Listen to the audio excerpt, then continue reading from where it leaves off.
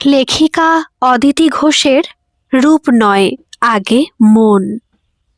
সাবানে কাঁচা জামাকাপড়ের ঝুড়িটা কাকালে নিয়ে ভিজে শাড়িতেই পুকুর থেকে উঠে দাঁড়ালো শেফালি। ঘাটের 3টে সিঁড়ি উঠতেই মুখোমুখি হলো সলিলের।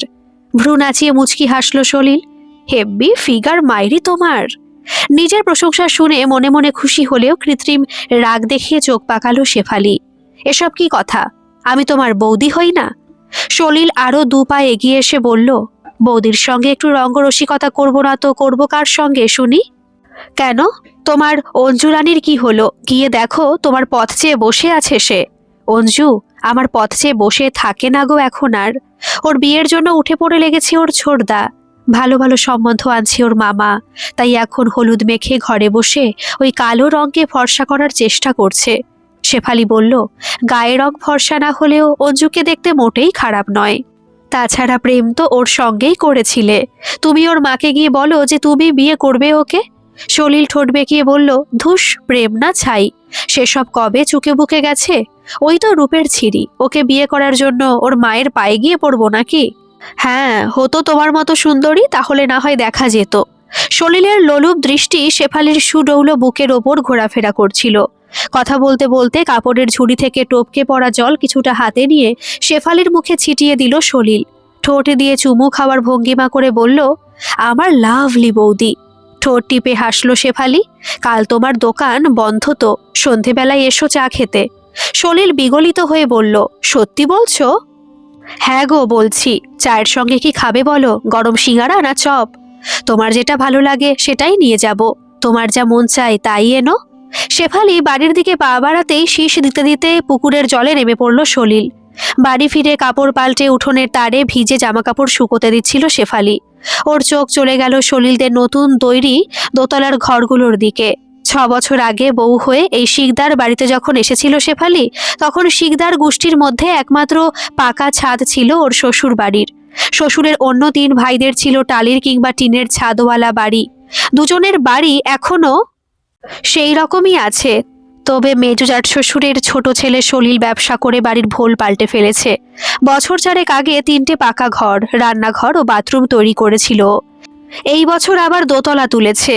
জ্যাঠা শ্বশুরকে দেখেনি শেফালি, ওর বরের কাছে শুনেছে শহরে ফুটপাতের ওপরে বসে সস্তা রাবারের জুতো আর হাওয়াই চপ্পল বিক্রি করত সলিলের বাবা খুব অল্প বয়স থেকে। বাড়ি থেকে সাইকেলের কেরিয়ারে বেঁধে বস্তায় ভরে জুতো নিয়ে যেত। পলিথিনের ওপর জুতো সাজিয়ে নিজে একটা পিঁড়িতে বসত। গরিব মানুষরাই ছিল তার খদ্দের। বহু কষ্ট করে টাকা জমিয়ে মাঝবয়সে এসে একটা জুতোর দোকান করেছিল। সলিল 17-18 বছর বয়স থেকে বাবার সঙ্গে দোকানে বসত। কিন্তু দোকান করার 2 বছর পরই মারা যান ওর বাবা। তারপর থেকে দোকানের দায়িত্ব নেয় সলিল। ব্র্যান্ডেড কোম্পানির জুতো থেকে হাল ফ্যাশনের কম দামের জুতো সবই রাখেও। মেয়েদের ভিড় হয় বেশি, তাতে সলিলের দৃষ্টিসুখ মেটে, কিন্তু নিজের লাভের ব্যাপারে একটু বেশি খেয়াল রাখে। সলিলের দাদা শরৎও নিজের চেষ্টায় মাছের দোকান করেছিল একটা। দুজনের এখন যথেষ্ট আয়, যদিও সলিল এক সংসারে থাকে দাদার সঙ্গে, তবুও সংসারের দিকে তাকায় নাও। অল্প কিছু টাকা দিয়ে দেয় দাদার হাতে। নিজের 2 ছেলে মেয়ে, বউ, মা, এমনকি ভাইয়ের দায়িত্ব নিজের ঘাড়ে তুলে নিয়েছে শরৎ। সলিল বাড়ি তৈরির দিকে লক্ষ্য দিয়েছে, এটাতেই শান্তি শরতের। পুরনো 2 কুঠুরি টিনের চালের বাড়িটাকে একপাশে ফেলে রেখে নতুন বাড়িটা মন্দ করেনি সলিল। বাড়িতে 1 তলা ও 2 তলা মিলিয়ে বাথরুম 2টো। তবু এখনো পুকুর ঘাটে স্নান করতে যায় অন্য ধান্দায়। বাইক হাঁকিয়ে দোকানে যায় সলিল। ক্লাস 10 পর্যন্ত পড়লেও চলনে বলনে বাবু বাবু ভাব। শরতের সঙ্গে সলিলের অমিল একটাই, চারিত্রিক দিক দিয়ে শরতের পুরো উল্টো সলিল। মেয়েদের প্রতি ওর দুর্বলতার কথা সবাই জানে। পাতি ভাষায় যাকে বলে ছুকছুকে স্বভাবের। শেফালির ওপর নজর যেন একটু বেশি। তাই এবার এই সুযোগের সদ্ব্যবহার করতে চায় শেফালিও। শেফালির শ্বশুর বাসের ড্রাইভার ছিলেন। তার আয় থেকে এই বাড়িঘর তৈরি করেছিলেন। তবে বয়স হওয়ায় এখন আর বাস চালান না। ওর বর বিজয় খুব কম বয়স থেকেই লোকাল বাসের ড্রাইভার। এখন অবশ্য দূরপাল্লার বাসের ড্রাইভার। ট্যুরিস্ট এজেন্সির সঙ্গে যুক্ত। শহরেই থাকতে হয় তাকে। মাসে 1 বার কি 2 বার আসে 2-1 দিনের জন্য। এদিকে এখন আবার 1 মাসের জন্য ওর শ্বশুর শাশুড়ি গেছেন বাঁকুড়ায় মেয়ের বাড়িতে। প্রতিবার এই সময় যান ওরা। তবে বিট্টু একটু বড় হওয়ায় দাদু ঠাকুমার সঙ্গে গেছে একবার। বাড়িতে এখন শেফালি একা, কথাটা জানে সলিল। তাই শেফালির চায়ের নিমন্ত্রণ লুফে নিয়েছে সলিল। শেফালি শুধু দেখতেই ভালো নয়, ও উচ্চ মাধ্যমিক পাশ। শিকদার গোষ্ঠীতে এত শিক্ষিত বুদ্ধিমতী বউ আর একটাও নেই। তাই সলিলের ভারী পছন্দ ওকে। ভাতের হাঁড়িটা উনুনে বসিয়ে তরকারি কাটছিল শেফালি। পাশে নিজের ছোট্ট সেলফোনটা নিয়ে বসেছে। সুযোগ পেলেই বউকে ফোন করে বিজয়। কখন করবে তার তো ঠিক নেই, তাই কাছেই রাখে শেফালি ফোনটা। একা রয়েছে এখন, নিজের জন্য বেশি তরকারি রাখতে ভালো লাগে না ওর। যা হোক, একটা রান্না করে নেয়। আজ আলু ফুলকপির ঝোল করবে ঠিক করেছে। ফ্রিজে টমেটোর চাটনি আছে, ওই দিয়েই হয়ে যাবে। একবেলা রান্না করলে দুবেলায় হয়ে যায়। শীতটা পড়েছে, তাই রাতে খাওয়ার আগে একটু গরম করে নিলেই হবে। তিরকুঠুরি একতলা বাড়ি শেফালিদের। বাড়িতে গ্যাস, টিভি, ফ্রিজ সবই আছে। সিলিন্ডার কলও আর একটা ছোটখাটো বাথরুমও আছে। তবে জল পাম্প করে কাচাকুচি করতে ভালো লাগে না ওর। তাই কাঁচা থাকলে কিংবা মাথায় শ্যাম্পু দিলে পুকুরে যায় ও। শেফালিকে যেতে দেখেই যে পুকুর ঘাটে গেছে সলিল, সেটাও ভালো করেই বুঝতে পেরেছে। নিজের মনে ফিক করে হাসল শেফালি। কাল সন্ধে হলেই সিঙ্গারা চপ নিয়ে চা খেতে হাজির হবে সলিল। শুধু চা খেতে যে আসছে না ও, সেটা শেফালি জানে। ওর লোভ শেফালির শরীরের ওপর। হঠাৎ করে এমন একটা সুযোগ মিলে যাওয়ায় মনে মনে বেশ খুশি শেফালি। ভয় একটু করছে না যে তা নয়, তবে কিছু পেতে গেলে রিস্ক তো নিতেই হবে। বিজয় ভীষণ সঞ্চয়ী, ফালতু পয়সা নষ্ট করে নাও। দোতলা হাঁকানোর বাসনা নেই বিজয়ের। ও চায় নিজে একটা বাসের মালিক হতে, সেই জন্যই সঞ্চয় ওর। শেফালি ওকে হার কঞ্জুস বলে। বিজয় রাগ না করে হেসে উড়িয়ে দেয়। ভাতের হাঁড়িটা নামিয়ে কড়াইটা গ্যাসে বসাতেই বিজয়ের ফোন এলো। ফোন ধরে শেফালি আদুরে গলায় বলল, তুমি কবে বাড়ি আসবে বলো তো? কতদিন আসনি এবার, ভাল লাগে না। বিজয় হাসলো। পাগলি একটা, কি করব বলো? শীতে বেড়াতে যাওয়ার ধুম বাড়ে লোকের, তাই ছুটি মিলছে না। তবে যাব এর মধ্যেই একটা রাতের জন্য। সেটা কবে শুনি? এই তো আগামী। না, এবার আমি যেদিন বলবো সেই দিনই আসতে হবে। কোনো অজুহাত শুনবো না আমি। আচ্ছা বাবা, আচ্ছা, তাই হবে। আগে থেকে বলে রাখতে হবে মালিককে। আমার সুন্দরী বউয়ের জন্য এটুকু তো করতেই হবে। খিলখিল করে হেসে উঠল শেফালি। শেফালিকে দেখে বোঝার উপায় নেই যে 5 বছরের বাচ্চার মাও। 19 বছর বয়সে যখন ওর বিয়ে হয় তখন বিজয়ের বয়স ছিল 28। পুরো 9 বছরের বড় বিজয় আদর করতে করতে বলতো, জানো তো, আমার বউকে দেখে আমার বন্ধুদের হিংসে হয়। হিংসে হওয়ারই তো কথা। আমার মতো মাধ্যমিক পাশ কালো ছেলের এমন বউ। রমেন কি বলে জানো? বলে, তোর বউ ভাগ্য খুব ভালো। শুধু শিকদার গোষ্ঠীতে কেন, এই পাড়াটায় এমন সুন্দরী বউ আর একটাও নেই। এসব কথা শুনে মনে মনে আত্মপ্রসাদ লাভ করতো শেফালি। আনন্দে ডগমগ হয়ে বলতো, ছাড়ো তো ওদের কথা। বিয়ের পর এই 6 বছরের চেহারার সামান্য পরিবর্তন হয়েছে শেফালির। সারাদিন সংসারের কাজ করলেও রূপ কমেনি এতটুকু, বরং মুখটা আরো ভরাট হয়ে রূপ যেন বেশি খোলতাই দিয়েছে। রূপের দেমাগ একটু থাকলেও পাড়ায় মিশুকে বলে বেশ সুনাম আছে শেফালির। পরদিন সন্ধ্যের পরই 2 ঠোঙা সিঙ্গারা আর ভেজিটেবল চপ নিয়ে শেফালির ঘরে এলো সলিল। শেফালি চা করে নিয়ে এসে ঘরে ঢুকলো। একটা লাল রঙের ফুলাথা ব্লাউজ আর লাল হলুদের প্রিন্ট শাড়ি পরেছে শেফালি। কপালে বড় লাল টিপ, চোখে সামান্য কাজল। এতে যথেষ্ট আকর্ষণীয় হয়ে উঠেছে ও। চপ সিঙ্গারা খেতে খেতে গল্প করছিল ওরা। মাঝে মাঝে শরীর দুলিয়ে হাসছিল শেফালি। তাতে বুকের কাপড় কিছুটা সরে যাচ্ছিল। হাতের নাগালের মধ্যে 25 বছরের পূর্ণ যৌবনবতী একজন নারী। শরীরের রক্তে মাতন ধরে গেছে। শেফালিকে কাছে পাওয়ার বাসনায় অস্থির হয়ে উঠেছে ও। আর নিজেকে সংযত রাখতে না পেরে শেফালিকে জড়িয়ে ধরার জন্য 2 হাত বাড়ালো। শেফালি কায়দা করে সরে গেল। কি ভাবো বলো তো ঠাকুরপো, এত অল্পেই ধরা দেবে এই শেফালি? কক্ষনো না। অঞ্জু আর শেফালি এক নাকি? শুধু চপ সিঙ্গারা খেয়ে কি করে নিজেকে বিলিয়ে দিই বলো তো? শেফালির দাম অনেক বেশি, তাই শেফালিকে পেতে গেলে তার দাম দিতে হবে। তবে হ্যাঁ, উপযুক্ত দাম দিতে পারলে তুমি নিজের মতো করে পাবে শেফালিকে। এই ঘরের বিছানা সুন্দর করে সাজানো থাকবে তোমার জন্য। এতে আমার যে আগ্রহ নেই তা তো নয়। জানোই তো, তোমার দাদা না যেমন কিপটে তেমনি বেরসিক। তুমি নিশ্চয়ই ওরকম নও। আর একটু কাছে সরে এসে শেফালি থুতনিতে হাত রাখলো সলিল। বলো, কি চাই তোমার? দামি শাড়ি না কানের দুল? শেফালি বলল, তোমাকে কিছু কিনতে হবে না, আমি পছন্দ করে কিনে নেব। একেবারে নতুন কনের মতো সাজবো, তোমার দেওয়া টাকায় কেনা লাল শাড়ি আর লাল ওড়না পরে। তবে সোনার দরকার নেই, ইমিটেশন গয়নায় সাজবো। তুমি ওড়না সরিয়ে আমার মুখ দেখবে। কেমন হবে বলো তো ব্যাপারটা? সলিল বিগলিত হয়ে বলল, দারুণ, একেবারে ফুলশয্যার মতো। কত টাকা লাগবে বলো? বেশি নয়, 15,000 টাকা দিলেই হবে। টাকাটা কালই পেয়ে যাবে, কিন্তু কবে পাবো তোমাকে সেভাবে আমি? শেফালি বলল, কালকের দিনটা সময় নিলাম কেনাকাটা করার, পরশু আসবে তুমি, তবে একটু রাত করে, আর পাজামা পাঞ্জাবি পরে সেন্ট মেখে আসবে। খিড়কি দরজা ঠেসানো থাকবে, আমার ঘরের দরজাও ঠেসানো থাকবে, সাবধানে আসবে। দেখো কেউ যেন টের না পায়। নতুন বউ হয়ে যখন এসেছিল শেফালি, তখনই মনে ধরেছিল সলিলের শেফালিকে। ও মনে মনে ভাবলো টাকা কত আসবে কত যাবে, কিন্তু এই সুযোগ তো আর আসবে না। বরং একবার শেফালিকে সন্তুষ্ট করতে পারলে এই সুযোগ আবার নিশ্চয়ই আসবে ভবিষ্যতে। আজ আর এর থেকে বেশি এগোনো যাবে না বুঝে অনিচ্ছা সত্ত্বেও উঠে দাঁড়ালো সলিল। কাল ভোর 4টের সময় দরজা খুলে রেখো, আমি তোমাকে টাকাটা দিয়েই চলে যাব।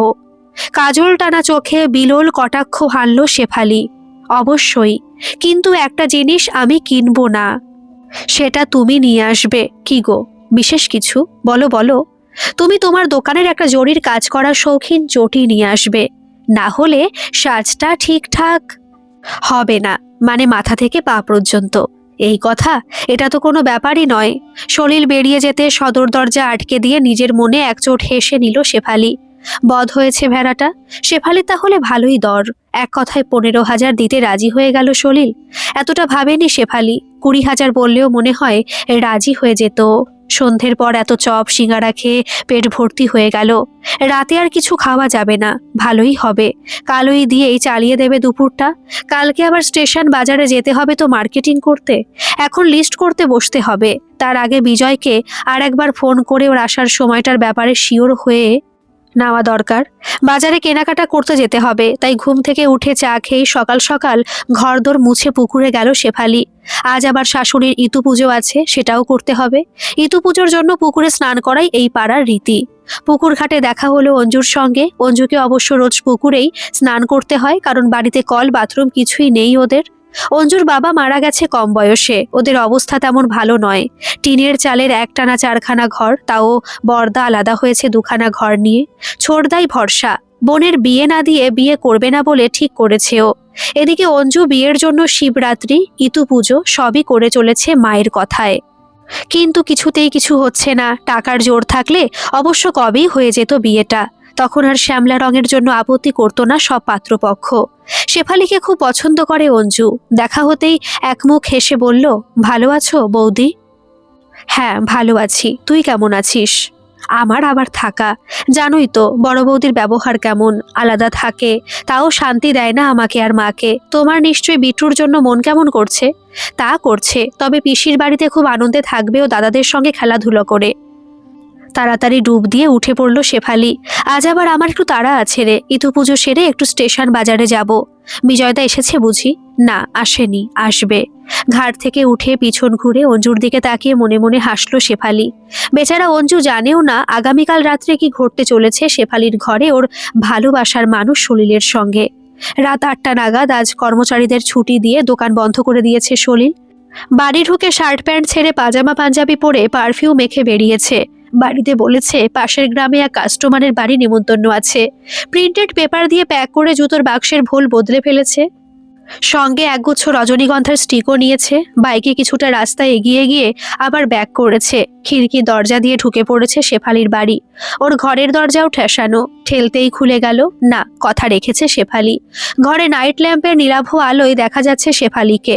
লাল শাড়ি পরে, গয়নাগাটি পরে, মাথায় ওড়না দিয়ে বসে আছে শেফালি। মনে মনে হিসেবটা মিলিয়ে নিল সলিল। তার মানে শেফালিও ভীষণভাবে চাইছিল সলিলকে। আসলে বিজয়দা যা রসকসহীন মানুষ, ওকে নিয়ে খুশি হতে পারে নাকি শেফালির মতো একটা মেয়ে? বেচারা যা চায় তা পায় না। আজ খুব আদর করবে ওকে সলিল। সিনেমায় দেখা ফুলশয্যা দৃশ্যকে নকল করে ঘরে ঢুকে দরজায় খিলটা তুলে দিল সলিল। তারপর বিছানার কোনায় বসে আবেগ জড়ানো গলায় বলল, আজকে আমার জীবন ধন্য হলো। শেফালি চাপা গলায় বলল, আমারও। সলিল এসে জড়িয়ে ধরল শেফালিকে। সঙ্গে সঙ্গে বাইরের দিক থেকে শেকল পড়ল দরজায়। সেই শব্দ কানে যেতেই চমকে উঠল সলিল। বারান্দার দিকে জানালার পর্দাটা নড়ে উঠল। উত্তেজনার বশে সলিল খেয়াল করেনি যে জানলাটা খোলা আছে। সলিল তাড়াতাড়ি উঠে দাঁড়ালো। দেখলো পর্দার ফাঁক দিয়ে ওর দিকে তাকিয়ে হাসছে শেফালি। সলিল বলল, তুমি ওখানে, তাহলে বিছানায় কে? শেফালি হাসলো। বিছানায় সে যাকে তুমি শহরে সিনেমা দেখানো নাম করে নিয়ে গিয়ে আবর্ষণ করিয়েছিলে। তা না করলে এতদিনে তো সে আমার সন্তানের মা হতো। একটা মেয়ের প্রতি এত বড় অবিচার একটা মেয়ে হয়ে মেনে নি কি করে? তার মানে অঞ্জু? সলিল ছুটে গিয়ে ওড়না সরিয়ে মুখ দেখল। অঞ্জু তুমি? এবার বাইরে থেকে যার গলা শোনা গেল তা শুনে আঁতকে উঠল সলিল। বিজয় বলল, তুই যেটা স্বীকার করেছিস সেটা আমি মোবাইলে রেকর্ড করে নিয়েছি। অঞ্জুকে জড়িয়ে ধরার ছবিটাও তুলেছি। তোর নামে বদনাম আছে জানি, তা বলে তুই বৌদিকে এই প্রস্তাব দিবি তা আমি স্বপ্নেও ভাবিনি। আর একটা কথা, আজ রাত্রেই যদি তুই অঞ্জুকে বিয়ে করিস তো ভালো, না হলে আমি সকলকে জানিয়ে দেব যে তুই আমার ভাই হয়ে আমার বউয়ের সঙ্গে নোংরামি করতে চেয়েছিলি। আর রাজি হলে সকলকে উল্টো কথা বলবো সলিল আমার বউকে জানিয়েছিল যে ও অঞ্জুকে বিয়ে করতে চায় আজ রাতেই, তাই ওর বৌদি আর আমি দুজনে মিলে ওর বিয়ের আয়োজন করেছি। বিজয় শেকল খুলতে দরজার খিল খুলে তাড়াতাড়ি বেরিয়ে এলো সলিল।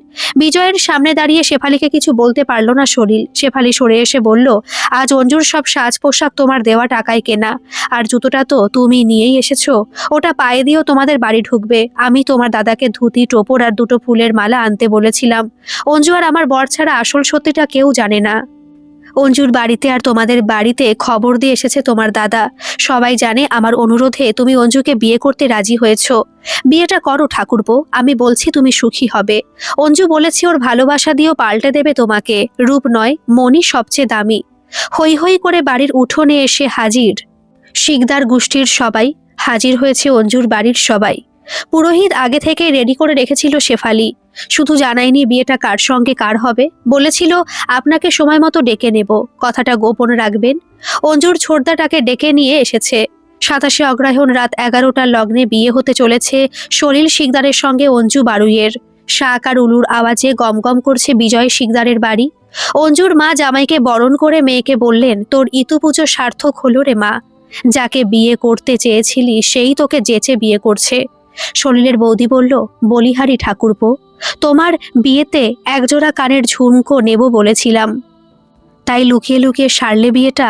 আচ্ছা কিপটে তুমি।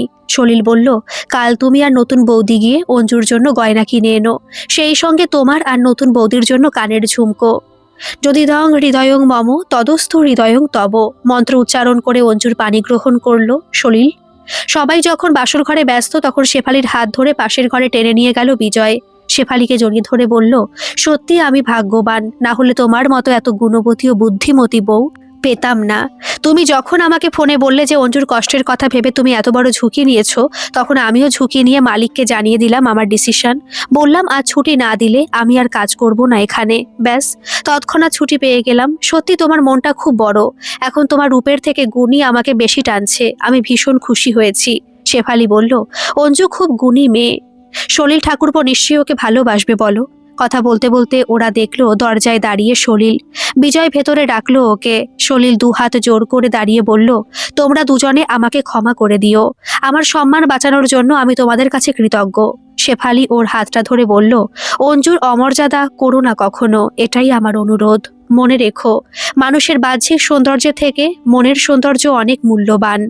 সলিল মাথা নেড়ে সম্মতি জানিয়ে আবার ঢুকে গেল বাসর ঘরে। গল্পটি কেমন লাগলো অবশ্যই কমেন্ট করে জানাবেন, আর ভালো লাগলে একটা সাবস্ক্রাইব করে আমার পাশে থাকবেন। ধন্যবাদ।